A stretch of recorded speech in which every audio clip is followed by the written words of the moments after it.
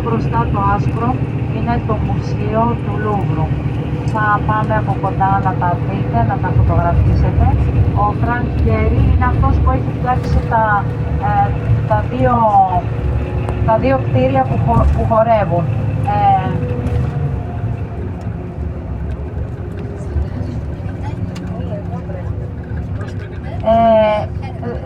Έχει και αυτό περιοδικές, τα πιο πολλά, επειδή δεν έχουν δικά τους εκθέματα, περιοδικές εκθέσεις που αναφέρονται στον αραβικό πολιτισμό αλλά και σε όλο τον πολιτισμό. Guggenheim ήταν η παντού.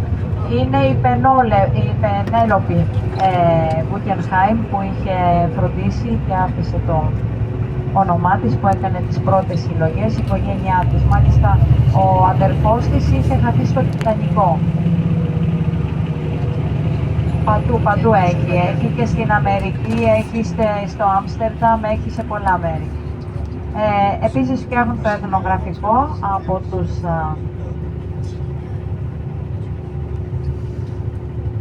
λοιπόν, κοιτάξτε πως θα περάσουμε κοντά να πάμε να δούμε το Μουσείο του Λούβρου. Είναι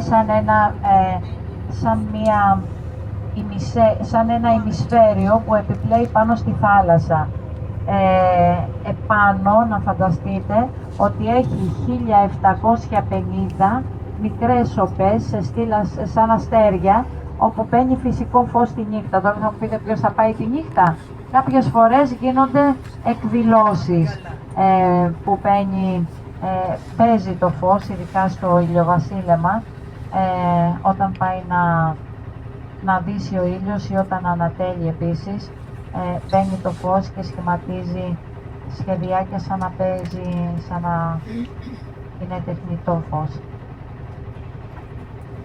Ο Ζαν Νουβέλ σχεδίασε, αρχιτέκτονας Γάλλος, δεν δέχονταν να δώσουν το μουσείο αν δεν το έφτιαχνε Γάλλος αρχιτέκτονας. Έτσι λοιπόν έχουν δικαίωμα για το όνομα, να μπροστά είναι το μουσείο του Λούβρου. Θα έχουν το δικαίωμα να κρατήσουν αυτό το όνομα μέχρι το 2035. Μετά μπορεί να το αλλάξουν ή να το ξανααγοράσουν. Έχουν πληρώσει ήδη για το όνομα 400 εκατομμύρια με τους Γάλλους.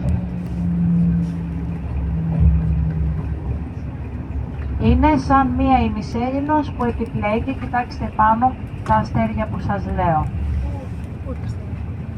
Μέσα δεν είναι γεμάτο όπως το Λούβρο που φορταίνει το μάτι σου. Είναι λίγα εκθέματα αραιά, αλλά καλοφτιαγμένο, καλομελετημένο. Εδώ θα το φωτογραφίσουμε και θα συνεχίσουμε. Και εγώ εκείνο κατάλαβα. Και εγώ. Τι ήταν τελικά. Αυτό είναι το μουσείο.